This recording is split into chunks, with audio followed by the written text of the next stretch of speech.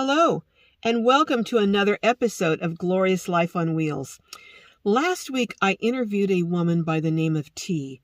She was a new nomad. In fact, she had just moved into her Nissan Maxima car 2 weeks prior to me interviewing her. And she said at the time, and she still says, that she is loving living in a car. What makes this even more unusual is that she moved into her car from a 5-bedroom house. When T told me how much she loves living in her car after moving out of such a spacious home, I thought, I have got to do a tour of this car and see it for myself. Well, let me tell you something. That is the best use of space I've ever seen in a DIY car build.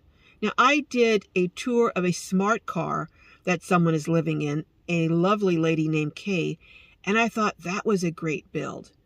But I am really impressed by what T has done and how she used vertical space as well as platforms to put items underneath. I think you're really going to be impressed. So come on, and let's go see a tour of T's car. But if you've missed the introduction and part 1 and want to know a little bit about T, I'll leave a link to it in the description. Meanwhile, let's check out her Nissan Maxima, shall we? One thing I noticed about your setup is that your bed is set up so that your feet go towards the front instead of going into the back, into the trunk, where a lot of people use the trunk as extra length for their bed. Now, what made you decide to have your bed this way?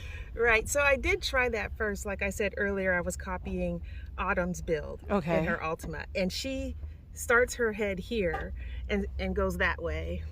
When I tried that, I think the Altimas were built a little different than the Maximas because I only get a certain amount of space, like a hole here. Okay. Where hers was more open. Okay. And so with the 2-3-inch foam mattress and this small space, I couldn't bend my legs, you know, okay. So or I'd be hitting my knees or something. So it wasn't comfortable. It wasn't comfortable. Plus, I felt like I was facing backwards.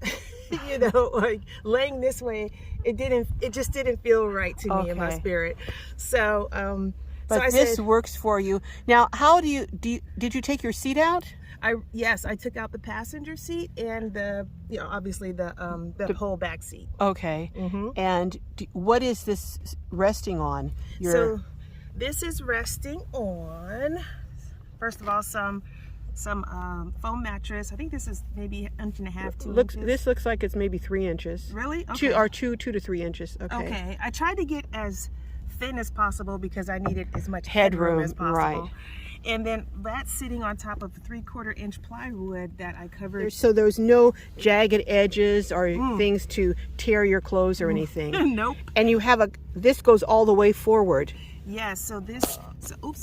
So this is the platform that stretches east to west, which replaced the back seat. So you've got this. It looks like you said plywood. 3/4 inch plywood. Okay. Covered by carpet. Now, what's this underneath here? This is my refrigerator. Oh, wow. So this rests on top of your refrigerator. Yes. And then you've got these 2x4s. Okay. Yep.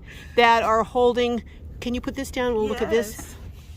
This is your base, and your platform goes, and you covered it in indoor-outdoor carpeting. Correct. And then you have a similar thing going all the way across in the back. That's correct, with the legs. Very cool. So what Autumn did was she taught us to create a bottom platform. So there's another platform under here. It gives you a flat space to work with. So that's why everything can be level in here. Yeah, I was noticing it's very, very level. Attach the legs, and then this rests on top of the legs. So I see here you've got several levels here. It's like almost shelves, but you made them. So you've got the bottom level where you made that's going all the way across. And then what is this here, this next level? This was just a level to create as another flat platform space. Okay. And I attached a bread box to it for storage of miscellaneous items. Wow. And then this was just empty space, so I wanted to fill it up. I put some screws into that back panel there. Okay. And made a floating shelf.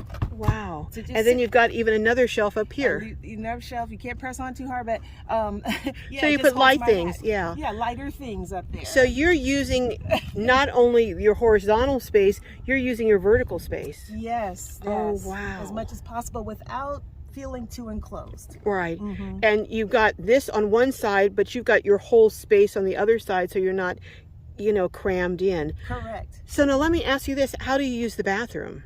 Well, what I'm sitting on here that I use for a stool to function is also my toilet. So multiple purposes. Multiple purpose. And this is just the telescoping okay, toilet that everyone has. Yeah. Covered it with a t-shirt that I like to print on.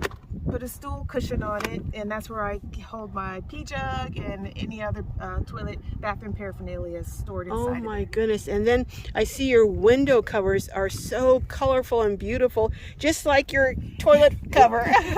So you like color, I see. I do, but then I don't, right? So it's weird. But yeah, I just use Reflectix. And one side is photograph backdrop, and in the front was some material that I found on Amazon. And in between it's a reflective sandwich. Yeah, okay. Hopefully it'll last long, but I sprayed it with 3M spray glue, and it's been holding up for the last 3 weeks. Wow. Yeah. So now let's look and see what you have on top and what is in back. Sure. You have a cargo carrier on top, and what do you keep in there? Right. So this is the Thule box, and I keep my camp stuff in here. So this is a rake, this is my stove. Okay, what kind of stove do you use? I haven't even opened it yet because my friend has been cooking, but is it a it's a propane. Propane, okay. It's a 2-burner. Okay. When it opens up. My levelers, my outdoor rugs. So you can really get a lot in there, and if you're going to be living in a small space like a car, that's probably a great idea, either having something on top or a carry type of thing in the back. Yes, absolutely. Like when you're living in a car, sometimes you just need extra things. So like a pop-up tent. Right. So that when you're parked somewhere, you can get some of your stuff out. So that's up here, you know. And outdoor rugs. And tables or chairs. Yeah, so you can set up outside the car. Yeah. So, speaking of extra things, let's look in your trunk. Absolutely. You have a lot here, but you were telling me you did something else back here. You want to show my viewers? I did. So these are my front and back window covers. Okay. By the way, I keep in a garment bag. What I did to create more vertical space in the trunk was I built a 2-part platform. Oh, okay. It is cut to the size of the trunk. If I were to empty it and lift this up, you would see this is where underneath is where I store my 2 portable solar panels. So you've got all of the shelves inside for storage. You've got your carrier on top, and then you made a platform here that you can put stuff underneath. Yes. Wow. Yes. All in a car. Yes. That's, you know, you have more storage space here than some RVs have. Really? Yes. Oh, that's funny. It is funny. I think it's all about organization. You're clearly very organized. Thank you. So now, what are some of the things that you carry back here? You don't have to show us everything. So I think the main things would be these soft cargo boxes that hold 4 of these 9-liter things. So 2 on each side. Okay. One's bathroom, one's cords, one's miscellaneous. And you even, wait a minute, you even have them marked. You are so organized. Oh my gosh. I wouldn't be able to find nothing if I didn't. Now what is this here, Venti? That is a fan / light that sometimes I set up on that front windshield table. And I love this thing. Hold on. Because it also oscillates. So you have that, but it's a fan and a light combination. Correct. Okay. Correct. Look at it. It is awesome. And then over here, what is this here? This is your. That's my fold-up chair. Oh, you have a fold-up. Like it goes very.